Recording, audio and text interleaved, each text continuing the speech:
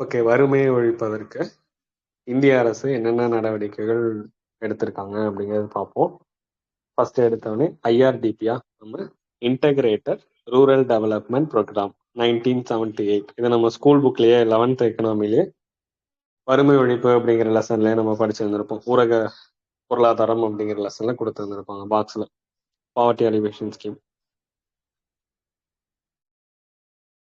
என்ன திட்டம்? ஃபர்ஸ்ட் எடுத்தவொடனே IRDP integrated rural development programme 1978. இது முதலா எத்தனை டிஸ்ட்ரிக்ட்ல வந்து செயல்படுத்தி இருந்திருப்பாங்க? IRDP 20 sir. 20-ஆ 200-ஆ? 200 டிஸ்ட்ரிக்ட்ஸ்ல வந்து செயல்படுத்தியிருப்பாங்க. 200 மாவட்டங்கள்ல செயல்படுத்தி இருந்திருப்பாங்க 1978. 80களில் 1980ல 700 டிஸ்ட்ரிக்ட் மேல எல்லா டிஸ்ட்ரிக்ட்லயும் செயல்படுத்துறாங்க. 20-ஆ 200-ஆ? 20 டிஸ்ட்ரிக்ட்ஸ் தான். ஓகேவா? 20 டிஸ்ட்ரிக்ட்ல தான் முதல்ல செயல்படுத்துவாங்க. அதுக்கப்புறம் எல்லா டிஸ்ட்ரிக்ட்லயும் இந்தியா முழுக்க செயல்படுத்த ஆரம்பிச்சிருவாங்க. இந்தியாவில் 700 டிஸ்ட்ரிக்ட் மேல இருக்கு 1980. அடுத்து ட்ரைசம் பார்த்தோம். ட்ரைசம்ங்கிறது training of rural youth for self employment scheme. நம்ம அலர்ட் கமிட்டி எந்த வருஷம் பார்த்தோம்? 79. ஓகே, நம்ம அதுக்கு ஒரு ஷார்ட்கட் ஞாபகம் வச்சோம். இருக்கா? குழந்தைங்க தான் அழகா இருக்கும் அப்படின்னு பார்த்தோமா? 1979. குழந்தைகள் ஆண்டும் 1979 தான் அலர்ட் கமிட்டி, வறுமை ஒழிப்புக்கு போடப்பட்ட கமிட்டியும் 1979 தான். ட்ரைசம் அப்படிங்கிறது training of rural youth for self employment. எந்த ஏஜுக்குள்ள இருக்கணும் இதுல? ட்ரைசம்ல 18 to 35. 18 to 35. நம்ம ட்ரைசம்ல ஞாபகம் வச்சுக்க வேண்டியது 3 வார்த்தை.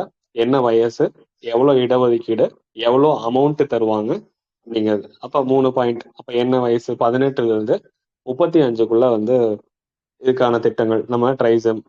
அதுக்கப்புறம் எவ்வளவு அமௌண்ட் தருவாங்கன்னா பயிற்சி காலத்துல 200 ரூபாய் அமௌண்ட் தருவாங்க. அதே இடஒதுக்கீடு அப்படின்னா எக்ஸ் சர்வீஸுக்கு மேன் இடஒதுக்கீடு தருவாங்க. எஸ்சிஎஸ்டி பாப்புலேஷன் பீப்புளுக்கு இடஒதுக்கீடு தருவாங்க. பெண்களுக்கு 1/3 இடஒதுக்கீடு தருவாங்கன்னு பார்த்தோம். அதே டிடியு ஜிகேஒய் திட்டத்துல தீனதயாள் உபாத்யாயா கிராமீன் கௌசல்யா யோஜனா 2014ல அதுங்க வந்து 15 to 35 அப்படின்னு நம்ம ஆல்ரெடி பார்த்திருக்கோம். இங்க வந்து 18ல இருந்து 35 வயசுக்குள்ள. இதுதான் ட்ரைசம் அப்படிங்கிறது 1979. அடுத்து நேஷனல் ரூரல் எம்ப்ளாய்மெண்ட் ப்ரோக்ராம், நம்ம தேசிய கிராமப்புற வேலைவாய்ப்பு திட்டம் 1980. இந்த திட்டம் எப்படி உருவாச்சு அப்படின்னு நம்ம படிச்சிருக்கோம். என்ஆர்இபிங்கிறது அதுக்கு முன்னாடி ஃபுட் ஃபார் ஒர்க் ப்ரோக்ராமா இருந்துச்சு. அதாவது வேலைக்கு உணவு காலையில 7 மணினா நைட்டு 7 மணிக்கு. அப்போ 1977ல ஃபுட் ஃபார் ஒர்க் ப்ரோக்ராமா இருந்துச்சு. 1977 ஃபுட் ஃபார் ஒர்க் ப்ரோக்ராம். அதுதான் 1980ல என்னவா மாறுச்சு? என்ஆர்இபி, நேஷனல் ரூரல் எம்ப்ளாய்மெண்ட் ப்ரோக்ராமா மாறுச்சு 1980. அதுக்கடுத்து இந்த திட்டம் எந்த திட்டத்தோட மெர்ஜ் ஆச்சு அப்படின்னா ஜவஹர் ரோஜ்கர் யோஜனா 1989. ஜேஆர்ஒய் அப்படிங்கிற திட்டம் 1989.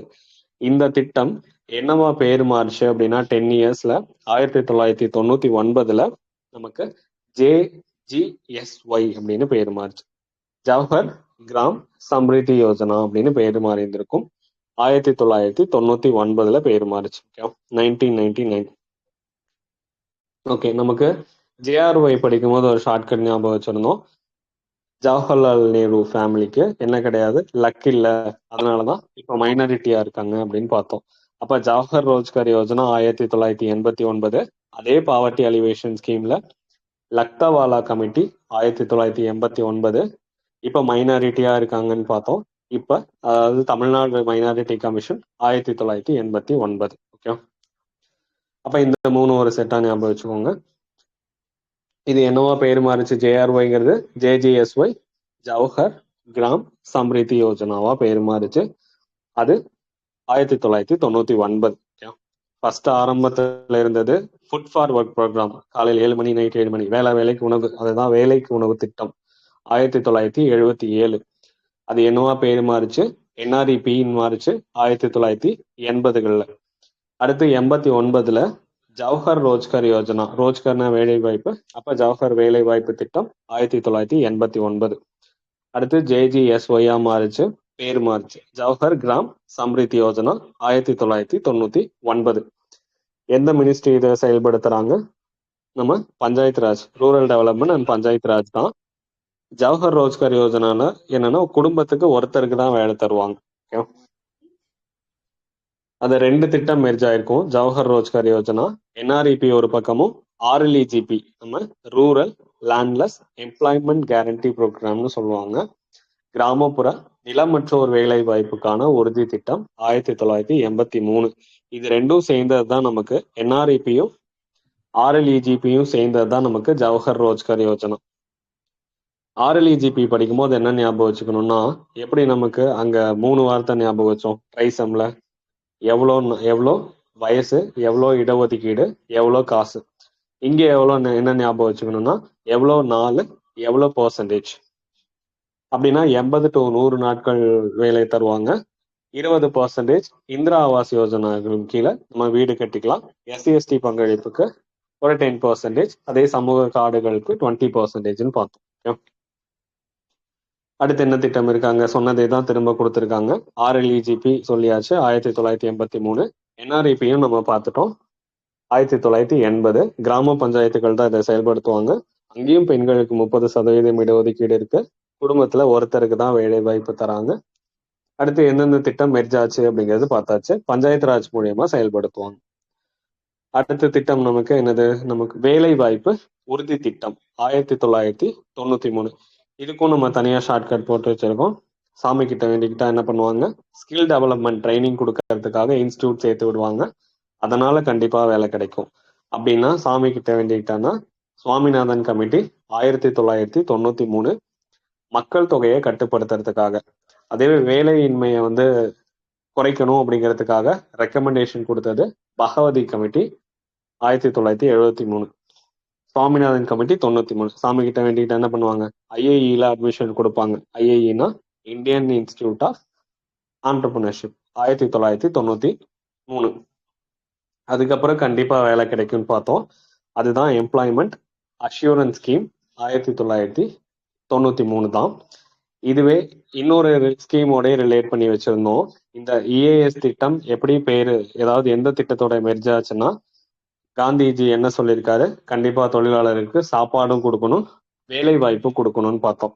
அப்ப அந்த சாப்பாடு கொடுக்கறது என்ன திட்டம்னா சம்பூர்ணா கிராமின் ரோஜ்கர் யோஜனா அப்படின்னு சொல்லுவாங்க, எஸ்ஜிஆர்ஒய்.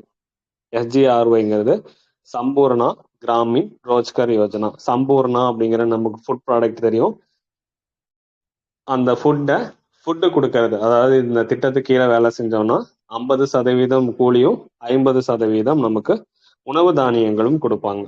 அப்ப இது அந்த சம்பூர்ணா ப்ராடக்ட் தான் நம்பர் 1 ப்ராடக்ட்னு நம்ம ஞாபகம் வச்சுக்கலாம். 2001ல கொண்டு வந்தாங்க. 50% கூலி, 50% உணவு தானியங்கள் கொடுப்பாங்க. அப்ப 50% 50%. அப்ப காந்தி என்ன சொன்னாரு, தொழிலாளர்களுக்கு கண்டிப்பா வேலை வாய்ப்பையும் கொடுக்கணும், சாப்பாடும் கொடுக்கணும். அப்ப சாப்பாடு சம்பூர்ண கிராமின் ரோஜ்கர் யோஜனால கொடுத்துட்டோம். அப்ப கண்டிப்பா வேலை வாய்ப்பு கொடுக்கணுங்கிறது எந்த திட்டம்னா எம்ப்ளாய்மெண்ட் அஷ்யூரன்ஸ் ஸ்கீம், இஏஎஸ் திட்டம் 1993. இந்த 2 திட்டமும் எதோட மெர்ஜ் ஆச்சு, Mahatma Gandhi national rural employment guarantee scheme. 2006 அந்த திட்டத்தோட மெர்ஜ் ஆயிடுச்சு. அதுக்கடுத்து நமக்கு ஸ்வர்ண ஜெயந்தி சஹாரி ரோஜ்கர் யோஜனா. ஸ்வர்ண ஜெயந்தி, ஸ்வர்ணம்னா நமக்கு பொன், ஜெயந்தினா நம்ம ஃபங்க்ஷன் தான், விழா. சஹாரி அப்படின்னா நகர்ப்புறம் அப்படின்னு மீனிங், ரோஜ்கர் அப்படின்னா வேலை வாய்ப்பு, யோஜனான்னா திட்டம். அப்ப பொன் விழாவை கொண்டாடக்கூடிய வகையில நகர்ப்புறங்கள்ல வேலை வாய்ப்பு உருவாக்கக்கூடிய திட்டம் தான் ஸ்வர்ண ஜெயந்தி சஹாரி ரோஜ்கர் யோஜனா 1997. எந்த பொன் விழா, நம்ம சுதந்திரத்தோட 50 வருஷம் கம்ப்ளீட் ஆனது. நகர்ப்புறத்துலன்னு கேட்டாங்கன்னா 1997, கிராமப்புறங்கள்லன்னு கேட்டாங்கன்னா 1999. 2 வருஷம் வந்து கேப்ல கொண்டு வந்திருப்பாங்க. இதே மாதிரி 2 வருஷம் கேப் நகர்ப்புறத்துக்கும் நமக்கு ரூரல் ஏரியாவுக்கும் பார்த்தோம். அந்த ரூரல் ஏரியால டே திட்டத்துக்கு கீழே NRLM பார்த்தோம், நேஷனல் ரூரல் லைவ்லிஹுட் மிஷன் 2011. அதுவே நமக்கு நேஷனல் அர்பன் லைவ்லிஹுட் மிஷன் 2013. நமக்கு எப்படி ஸ்வர்ண ஜெயந்தியில 97 99 இங்க NRLM 11 13 அப்படின்னு 2 வருஷம் கேப். அடுத்து சம்பூர்ண கிராமின் ரோஜ்கர் யோஜனா நம்ம பார்த்துட்டோம். 50% கூலியும் 50% உணவு கொடுக்கறதும் செப்டம்பர் 25 2001 தொடங்கி இருப்பாங்க. இதுவும் லோக்கல் பாடிஸ் தான் வந்து செயல்படுத்துறாங்க. 75-25 மகாத்மா காந்தியோடைய திட்டத்தோடைய மெர்ஜ் ஆயிருந்திருக்கும். ஓகே, சம்பூர்ண கிராமின் ரோஜ்கர் யோஜனா 2001. அதுக்கப்புறம் இடையில SGSYன்னு சொல்லுவாங்க, மேல பாருங்க, கன்ஃபியூஸ் பண்ணிக்க கூடாது. SGRY சம்பூர்ண கிராமின் ரோஜ்கர் யோஜனா, அதாவது ரோஜ்கர் யோஜனா. RYங்கிறது ரோஜ்கர் வரும். அதே SGSYனா ஸ்வர்ண ஜெயந்தி கிராம் ஸ்வராஜ்கர் யோஜனா. இதுல நம்ம ஆல்ரெடி ஞாபகம் வச்சுக்கோல, சஹாரில என்ன வரும் நமக்கு? சஹாரிங்கிறது நகர்ப்புறம். நகர்ப்புறத்துல நம்ம எல்லாத்தையுமே என்ன பண்ண முடியாது, செல்ஃப் எம்ப்ளாய்மெண்ட்டை உருவாக்க முடியாது. அதனால அங்க வெறும் ரோஜ்கர் மட்டும்தான் பயன்படுத்தணும். அப்ப SJSRY திட்டம் ஸ்வர்ண ஜெயந்தி சஹாரி ரோஜ்கர் யோஜனா. அப்ப சஹாரி நகர்ப்புறம்னா வெறும் ரோஜ்கர் மட்டும்தான் வரணும். அதே கிராமப்புறங்கள்லனா சுய வேலை வாய்ப்பு நிறைய பேர்த்துக்கு கொடுக்கலாம். அதனால SG பக்கத்துல SYன்னு வந்துச்சுன்னா அது ஸ்வராஜ்கர் யோஜனா. அதே SGRYன்னு வந்துச்சுன்னா அது சம்பூர்ண கிராமின் ரோஜ்கர் யோஜனா. அப்ப கன்ஃபியூஸ் ஆகாது. நம்ம SGன்னு வந்துருச்சா, அப்ப கிராமின்ங்கிற வார்த்தை வருது, அப்ப கிராமத்துக்கு பக்கத்துல என்ன வரக்கூடாது, ரோஜ்கர் வரக்கூடாது. அப்ப SGRYங்கிறது ஸ்வர்ண ஜெயந்தி எடுக்க கூடாது. அப்ப SGRYங்கிறது சம்பூர்ண கிராமின் ரோஜ்கர் யோஜனா தான் எடுக்கணும். SGSYன்னு வந்தாதான் ஸ்வராஜ்கர் யோஜனா. ஸ்வராஜ்கர்னு என்ன மீனிங்? செல்ஃப் எம்ப்ளாய்மெண்ட்டை உருவாக்குறது. அது கிராமப்புறத்துல தான் உருவாக்கணும், நகர்ப்புறத்துல ரோஜ்கர் தான் வரணும். 1999. அதுக்கு அடுத்து டே திட்டம் தீனதயாள் அந்தியோதயா யோஜனா. ஆல்ரெடி நிறைய டைம் பார்த்தாச்சு. தீனதயாளுங்கிற ஒரு பர்சனை வச்சு சொல்லியிருந்திருப்பாங்க. Kind to poor, serve to poor. அந்தியோன்னா அந்தியானா லாஸ்ட், உதயானா ரைசிங் ஆஃப் லாஸ்ட். அப்ப யோஜனானா திட்டம். அப்ப 2015 தொடங்கினது. அதுக்கு கீழே டே திட்டத்துக்கு கீழே NRLM இருக்கு, NULM இருக்கு. ஊரக வேலை வாழ்வாதார திட்டம் 2011, நகர்ப்புற வாழ்வாதார திட்டம் 2013. எப்படி இதை செயல்படுத்துவாங்க? சுய உதவி குழுக்கள் அமைப்பாங்க, அதுல திறன் மேம்பாட்டு பயிற்சி கொடுப்பாங்க, வேலை வாய்ப்பை உருவாக்குவாங்க. அது மூலியமா வங்கி கடன் வந்து வாங்கி கொடுப்பாங்க. அதே NULMக்கு கீழே நகர்ப்புற வியாபாரிகள், தெருவோர வியாபாரிகளுடைய வாழ்வாதாரத்தை பாதுகாக்கிறதா இந்த திட்டத்துடைய நோக்கம். அதே தெருவோர வியாபாரிகளை பாதுகாத்து அவங்களுக்கு கடன் கொடுக்கிற திட்டம் கூட நம்ம பார்த்தோம் 2020. ஸ்வாநிதி திட்டம், PM street vendors Atma Nirbhar நிதி அப்படின்னு சொல்லுவாங்க. அதுதான் PM ஸ்வாநிதி. ஃபர்ஸ்ட் 10,000 கொடுப்பாங்க, 1 இயருக்கு 7% இன்ட்ரெஸ்ட்ல கொடுப்பாங்க, சப்சிடி இன்ட்ரெஸ்ட் கொடுப்பாங்க. அதுக்கப்புறம் வந்து 20,000 தருவாங்க. அதையும் நம்ம கரெக்டா பே பண்ணிட்டோம்னா 50,000 தருவாங்க, 50,000. அதுக்கப்புறம் என்ன திட்டம்? தீனதயாள் உபாத்யாயா GKY கிராமின் கௌசல்யா யோஜனா. இதே மாதிரி இன்னொரு திட்டம் இருக்கு, DDU GJYன்னு பார்த்தோம், கிராமின் ஜோதி யோஜனா. ஜோதினா எலக்ட்ரிபிகேஷனுக்காக கொடுக்கறது, மின்சாரம் கிராமப்புறங்கள்ல மின்சார வசதி ஏற்படுத்தி கொடுக்கறது தான் தீனதயாள் உபாத்யாயா கிராமின் ஜோதி யோஜனா. அதுவும் 2014 தான், இதுவும் 2014 தான்.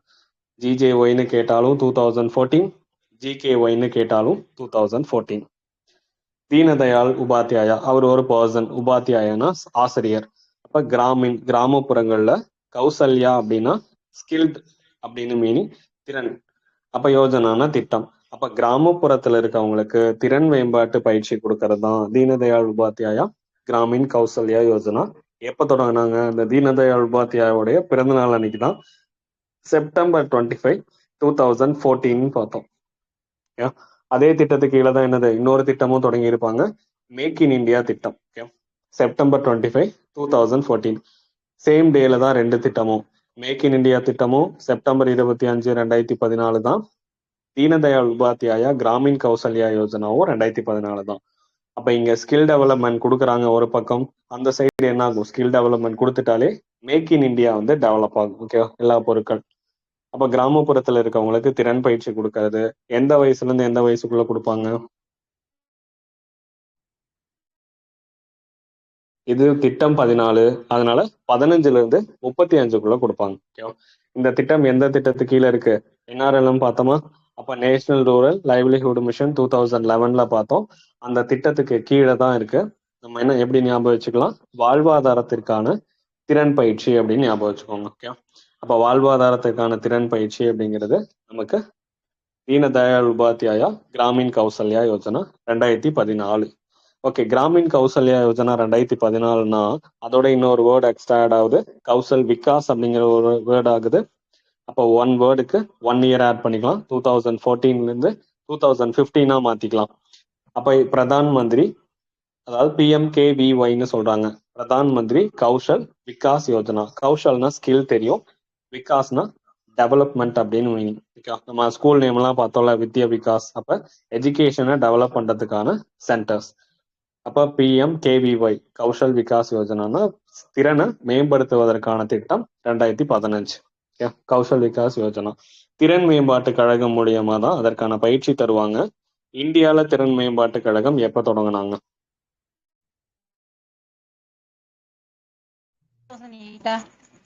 2008ல தொடங்கினாங்க. ஓகேவா?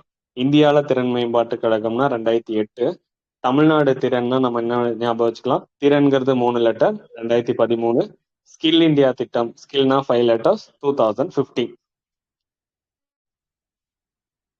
அப்ப தேசிய திறன் மேம்பாட்டு கழகம் 2008, தமிழ்நாடு திறன் மேம்பாட்டு கழகம் 2013, ஸ்கில் இந்தியா திட்டம் 15. ஓகே,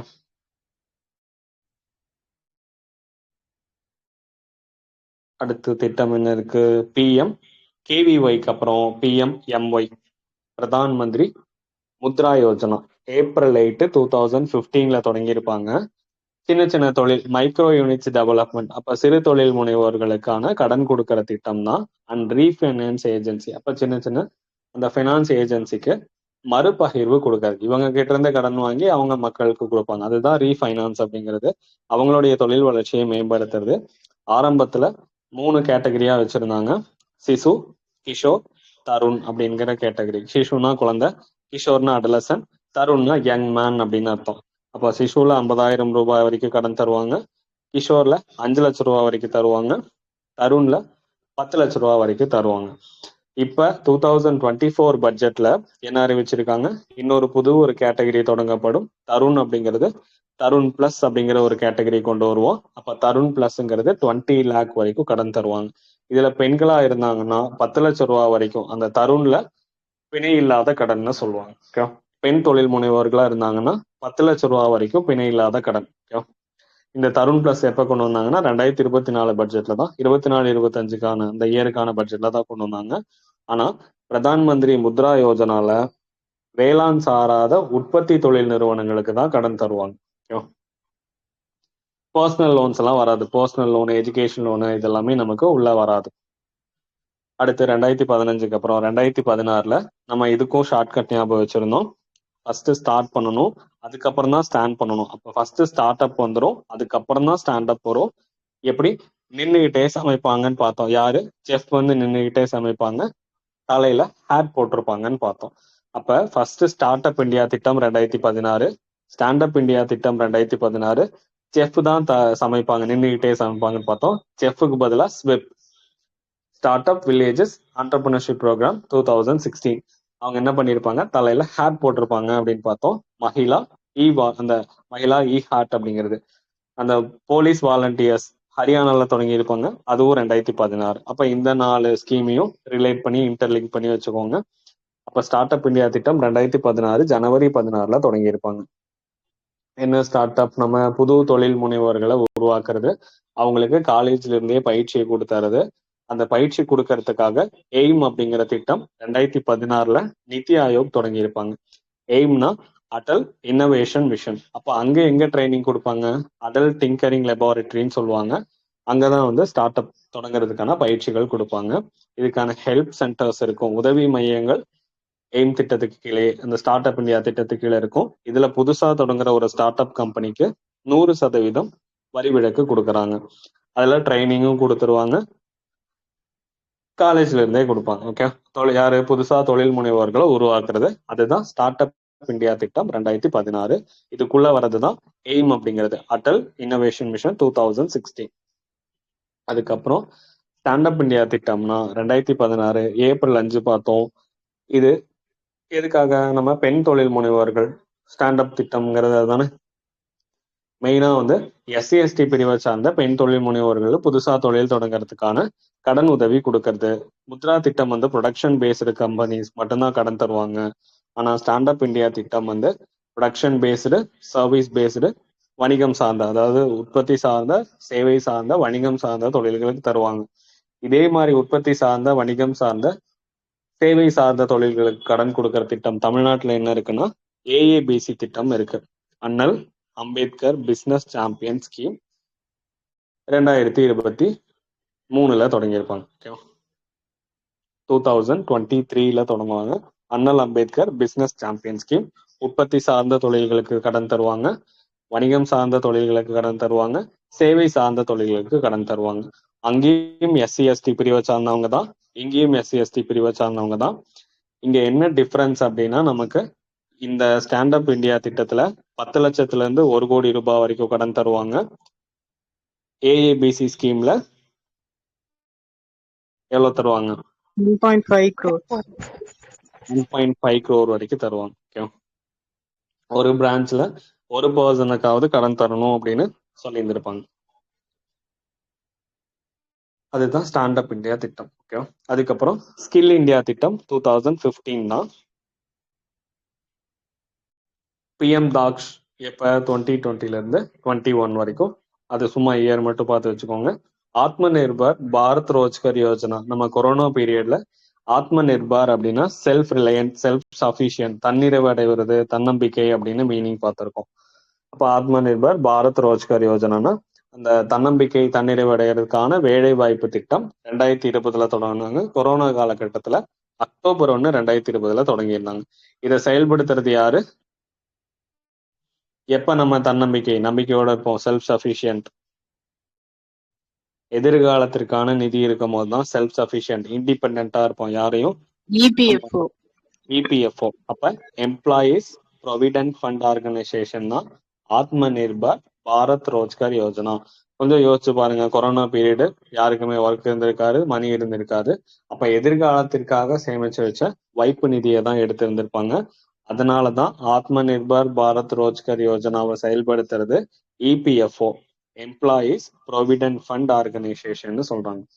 மத்திய தொழிலாளர் வருங்கால வைப்பு நிதி அமைப்பு தான் இந்த ஏபிஆர்ஒய் திட்டத்தை செயல்படுத்துறாங்க. புதுசா செய்யறவங்களுக்கு சப்சிடி எல்லாம் தந்திருப்பாங்க. ஓகே, அதுதான் ஏபிஆர்ஐ 2020. அடுத்து எம்ஜிஎன்ரேகா, நமக்கு நல்லாவே தெரிஞ்ச ஸ்கீம் தான். Mahatma Gandhi national rural employment guarantee scheme 2006. 2005 சட்டம் கொண்டு வந்திருப்பாங்க. 2006 திட்டம், 2009 பேர் மாறிச்சு. ஃபர்ஸ்ட் ஃபேஸா எத்தனை மாவட்டங்கள்ல செயல்படுத்துறாங்க? 200 மாவட்டங்கள்ல செயல்படுத்தி இருப்பாங்க. ஐஆர்டிபி 20 மாவட்டங்கள்ல செயல்படுத்தி இருப்பாங்க. இது 200 மாவட்டங்கள்ல செயல்படுத்துறாங்க. வருஷத்துக்கு குறைஞ்சது 100 நாளாவது வேலை வாய்ப்பு கொடுக்கணும். எந்த அமைச்சகம்? கிராமப்புற மேம்பாட்டு அமைச்சகம் தான் இதை செயல்படுத்தி இருப்பாங்க. பஞ்சாயத்து ராஜ் மூலியமா தான் செயல்படுத்துவாங்க. 75-25 தான் வந்து சேலரி கொடுப்பாங்க, ஷேர் பண்ணுவாங்க central and state. 18 age complete ஆனா இதுல வேலை கொடுப்பாங்க. இந்தியன் சிட்டிசனா இருக்கணும் கண்டிப்பா. இதுல ஜாயின் பண்ணணும், அந்த ஒரு ஐடி தருவாங்க. அது 5 years ஒன்ஸ் வந்து ரெனியூவல் பண்ணணும். குறைஞ்சது ஒரு நாளைக்கு 8 மணி நேரம் வேலை கொடுப்பாங்க. அப்ளிகேஷன் போட்டு 15 டேஸுக்குள்ள வேலை கொடுத்துருவாங்க. ஆண் பெண் 2 பேர்த்துக்குமே சமமான ஊதியம் தான். ஆண் பெண் சம ஊதிய சட்டம் 1976. ஓகே, இந்தியாலன்னா 5 கிலோமீட்டருக்குள்ள வேலை தருவாங்க. அதுக்கு மேல போகுதுன்னா 10% வந்து சேலரியில கொடுத்துருவாங்க. அதே தமிழ்நாட்டுல 2 கிலோமீட்டருக்குள்ள வேலை தருவாங்க. அதை தாண்டி போகுது அப்படின்னா 10% அமௌண்ட் கொடுத்துருவாங்க. எப்போ ஒர்க் ஸ்டார்ட் ஆகும்னா நமக்கு Thursday to Wednesday தான் நடக்கும். ஆடிட்டிங் ஸ்டார்ட் ஆகும். இதுலயும் பெண்களுக்கு 1/3 இடஒதுக்கீடு இருக்கு. அதிகமான சேலரி ஹரியானால கொடுக்குறாங்க, கம்மியான சேலரி நார்த் ஈஸ்ட்ல கொடுக்குறாங்க, அருணாச்சல பிரதேசமும் நாகாலாந்துலயும் கொடுக்குறாங்க. ஓகே, நம்ம தமிழ்நாட்டுல 336 ரூபாய் வந்து கொடுத்துட்டு இருக்கோம் Mahatma Gandhi national rural employment guarantee ஸ்கீமுக்கு. முறையா மாற்றுத்திறனாளிகளுக்கும் இதுல வேலை வாய்ப்பு கொடுக்குறோம். 50% வேலை வாய்ப்பு மட்டும்தான் கொடுப்பாங்க. ஆனா 100% சேலரி கொடுத்துருவாங்க. ஓகே. நகர்ப்புறத்துல 100 நாள் வேலை வாய்ப்பு தொடங்கி இருக்காங்க. ராஜஸ்தான்ல இப்ப ரீசெண்டா தொடங்கினாங்க 2022 இந்திரா காந்தி ஷஹாரி ரோஜ்கர் யோஜனா 2022. அடுத்த 2 பிளேஸ்ல 2020 தொடங்கி இருப்பாங்க. ஹிமாச்சல் பிரதேஷும் ஜார்க்கண்டும். ஹிமாச்சல் பிரதேசத்துல முக்கிய மந்திரி சஹாரி ஆஜீவிகா கேரண்டி ஸ்கீம் 120 நாட்கள் வேலை கொடுப்பாங்க 2020. அப்ப ஆஜீவிகாங்கிற வார்த்தையை ஹிமாச்சல் பிரதேஷுக்கு எடுத்துக்கணும். ஜார்க்கண்டுக்கு ஷமிக்குங்கிறது நம்ம புலம்பெயர்ந்தவர்கள் ஜார்க்கண்ட் தானே அதிகமா இருக்காங்கன்னு எடுத்துக்கோங்க. முக்கிய மந்திரி ஷமிக் யோஜனா 2020. ஓகே. அதே கேரளால 2010 ஐயங்காளி அர்பன் எம்ப்ளாய்மெண்ட் கேரண்டி ஸ்கீம்னு 2010 தொடங்கியிருப்பாங்க. அதுக்கு அப்புறம் ஆண்டர்பிரினர்ஷிப் டெவலப் பண்றதுக்காக அட்டல் இனோவேஷன் மிஷன் 2016 தொடங்கினாங்க. நிதி ஆயோக் தான் இதை செயல்படுத்துறது. ஸ்டார்ட் அப் இந்த ஸ்டார்ட் அப் திட்டத்துக்கு கீழே இருக்கும். 2016 தொடங்கப்பட்ட ஸ்டார்ட் அப் திட்டத்துக்குள்ள ஒரு பார்ட்டா இருக்கிறது தான் எய்ம் திட்டம். ஓகே. நம்ம ஞாபகம் வச்சிருந்தோம்ல, நிதி சேர்த்து வைக்கிறது தான் எய்ம் அப்படின்னு சொல்லிட்டு. அப்ப நிதி திட்டமும் சேது, அதாவது எய்ம் திட்டமும் சேது திட்டமும் நிதி ஆயோக் செயல்படுத்துறாங்க. ஓகே. நமக்கு பணம் சேர்த்து வைக்கிறதா எய்ம்னு ஞாபகம் வச்சுக்கலாம். அப்ப எய்ம் திட்டமும் சேது திட்டமும் நிதி ஆயோக் தொடங்கினர். ஓகே. அப்ப பணம் நிதி சேர்த்து வைக்கிறதா எய்ம். அட்டல் இனோவேஷன் மிஷனும் சேதுனா self employment and talent utilisation scheme 2015 தொடங்கினது. இது ரெண்டுமே நிதி ஆயோக் செயல்படுத்துறது. அது போக ஆஸ்பயர், நமக்கு என்ன பார்த்தோம்? ஆஸ்பயர் திட்டம் அப்படின்னா scheme for promotion of innovation, rural industries and entrepreneurship. இது 2015 விவசாயம் தொழில் பண்றவங்கள தொழில் முனைவோர்களா மாத்துறது தான் இந்த திட்டம். எம்எஸ்எம்இ அமைச்சகம் தான் இதை செயல்படுத்துறாங்க. கிராமப்புறங்கள்ல தொழில் முனைவோர்களை உருவாக்குறது. அதே 2015 சேது திட்டம் சுய வேலை வாய்ப்பு மற்றும் திறமை, நம்மளுடைய டேலண்ட் யூட்டிலைசேஷன் அதை பயன்படுத்துறதுக்கான திட்டம் 2015. நம்ம என்ன ஞாபகம் வச்சோம்? ஆஸ்பயர்னா பயிர், ஃபயர் ஆகிறது, அதை சேர்த்த வச்சு பாஞ்சு அணைக்கிறாங்கன்னு பார்த்தோமா 2015. சேது, அப்ப சேர்த்த வச்சுன்னா சேதுன்னு ஞாபகம் வச்சுக்கோங்க. அந்த பயிருங்கிறது ஃபயர், அப்ப விவசாயம் சார்ந்தும் எடுத்துக்கலாம். அடுத்த திட்டம் இபிஸ் போர்ட்டல் 2013. இதுதான் இந்த இந்தியாவுடைய ஃபர்ஸ்ட் கமர்ஷியல் போர்ட்டல்னு பார்த்தோம். வணிகம் சார்ந்த ஒரு வெப்சைட், இணையதளம் அப்படின்னா இபிஸ் போர்ட்டல் 2013. இபஸ் எந்த வருஷம்? 2023 இபஸ் விட்டுருப்பாங்க. அதே இபிஸ் அப்படின்னா 2013 விட்டுருந்தாங்க. அடுத்து இ ஷ்ரம்னு ஒரு பார்த்தோம். இ ஷ்ரம் அப்படிங்கிறது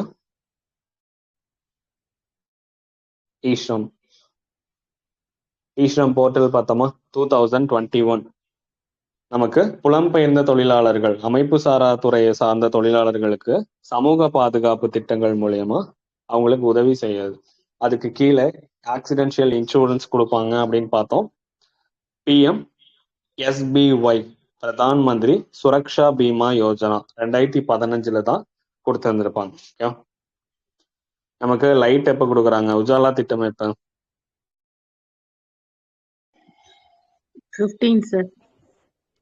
2015. அப்ப அந்த 15 என்ன பண்றாங்க? கரண்ட் 14 கொடுத்துட்டாங்களா? டிடியு ஜிஜேஒய்ல கிராம் ஜோதி யோஜனா 2014 கொடுத்துட்டாங்க. 15 லைட் உஜாலா திட்டத்து மூலியமா எல்இடி பல்ப்ஸ், உன்னத் ஜோதி அப்படின்னு என்னது? உஜாலானா அஃபோர்டபுள் எல்இடி ஃபார் ஆலா?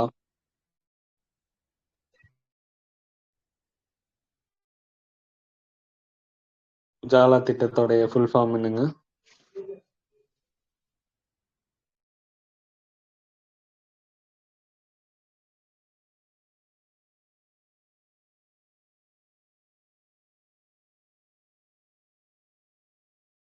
இப்படி ஒரு திட்டமே இல்லையா?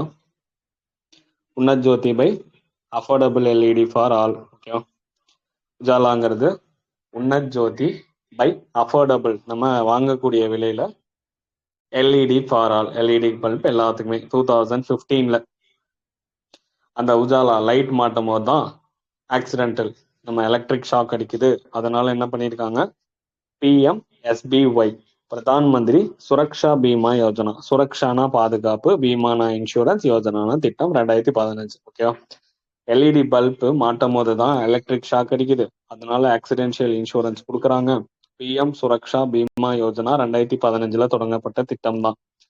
இதை எதுக்கு கொடுக்குறாங்க அப்படின்னா, அந்த புலம்பெயர்ந்த தொழிலாளர்கள், அமைப்பு சாரா துறைகள் இருக்கக்கூடிய புலம்பெயர்ந்த தொழிலாளர்களுக்கான போர்ட்டல். அதுல நமக்கு ரெஜிஸ்டர் பண்ணி வைக்கிறோம்னா சமூக பாதுகாப்பு திட்டங்களை நம்ம அது அடையலாம். அதனாலதான் இந்த போர்ட்டல் தொடங்கினாங்க 2021. அடல் பென்ஷன் ஸ்கீமும் 2015 தான். Okay. அடுத்து பிஎம் ஜிகேஆர்ஏ அப்படின்னு படிச்சிருக்கோம். கரீப் கல்யாண் வந்துச்சுனாலே 2020 தான். பிரதான் மந்திரி கரீப் கல்யாண் அன்ன யோஜனா சாப்பாடு கொடுக்கறதும் 2020 தான். பிரதான் மந்திரி கரீப் கல்யாண் ரோஜ்கர் யோஜனா வேலை கொடுக்கறதும் 2020 தான். எவ்வளவு உணவு தானியங்கள் கொடுப்பாங்க அன்ன யோஜனாக்கு கீழே கரீப் கல்யாண்? ஓஏபி அவங்களுக்கு 10 kg. 10 kgயா 5 kgயா? 5 kg. 10 kgங்கிறது அன்னபூர்ண யோஜனா. ஓஏபி வாங்குறவங்களுக்கு, ஓஏபி வாங்காதவங்களுக்கா 10 kg.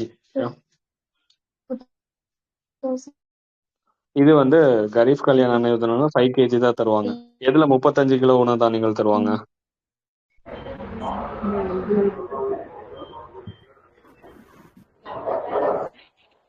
அந்தியோதயா அன்னபூர்ணா அப்படி இது இருக்கா? ஏஒய் திட்டமா? ஏஒய் திட்டமா? அந்தியோதயா அன்ன யோஜனா 35 கிலோ அரிசி தருவாங்க. இது கரீப் கல்யாண் ரோஜ்கர் யோஜனா 2020 யாருக்காக? அந்த கொரோனா பீரியட்ல புலம்பெயர்ந்த தொழிலாளர்களுக்காக தொடங்கப்பட்ட திட்டம் தான் 2020. எத்தனை ஸ்டேட்னா ஜோ பீமரு ஸ்டேட்ஸ்னு பார்த்தோம். ஜோனா ஜார்க்கண்ட், ஒடிஷா. அதுக்கப்புறம் பீமரு ஸ்டேட்ஸ் மக்கள் தொகை அதிகமா இருக்கக்கூடிய மாநிலங்கள். பீமரு அப்படின்னா பீகார், அடுத்து மத்திய பிரதேஷ், பீகார், மத்திய பிரதேஷ், ராஜஸ்தான், உத்தரப்பிரதேஷ். ஓகே, ஜோ பீமாரு ஸ்டேட்ஸ் 116 மாவட்டங்கள்ல செயல்படுத்தினாங்களா? ஓகே, 125 நாட்கள் வேலை கொடுப்பாங்க. கட்டுமான தொழில்கள், இந்த மாதிரி சாலை அமைக்கிறது, இந்த மாதிரி வேலைகள் தான் கொடுப்பாங்க நார்த் இந்தியன்ஸ். ஓகே, அதுதான் பிரதான் மந்திரி கரீப் கல்யாண் ரோஜ்கர் யோஜனா 2020. ஜோ பீமர் ஸ்டேட்ஸ் ஞாபகம் வச்சுக்கோங்க. ஜார்க்கண்ட், ஒடிஷா, பீகார், மத்திய பிரதேஷ், ராஜஸ்தான், உத்தரப்பிரதேஷ். 116 மாவட்டங்கள்ல 125 நாட்கள் வேலை கொடுப்பாங்க. ஓகே, அதுதான் ஜோ பீமர் ஸ்டேட்ஸ். கரீப் கல்யாண் ரோஜ்கர் அன்ன யோஜனா.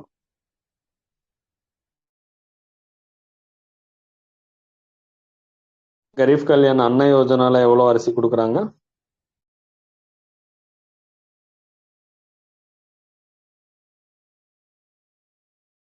உணவு தானியம் 5 kg.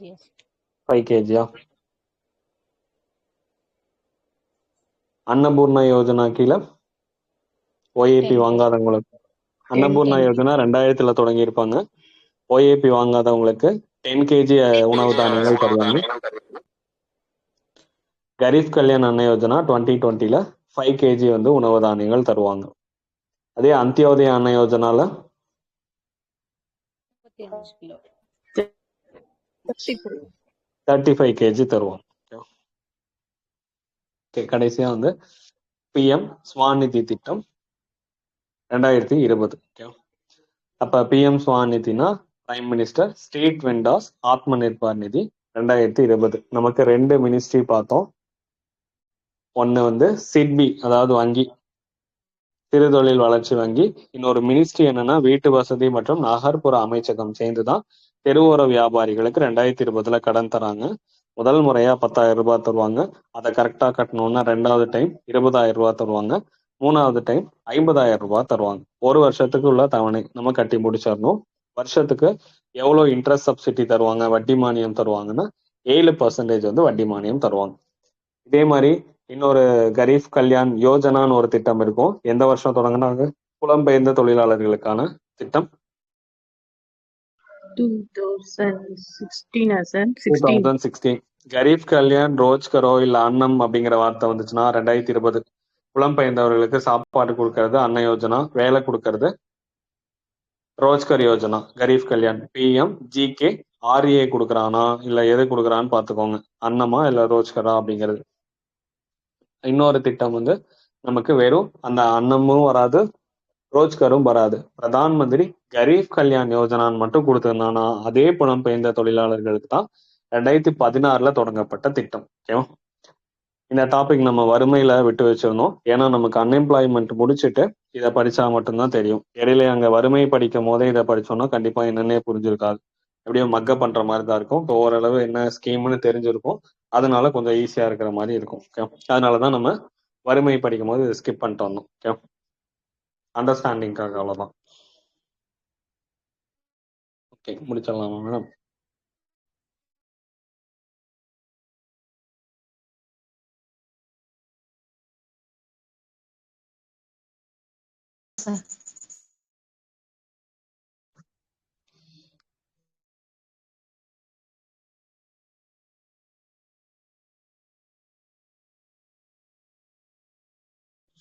எண் கொடுத்துருங்க.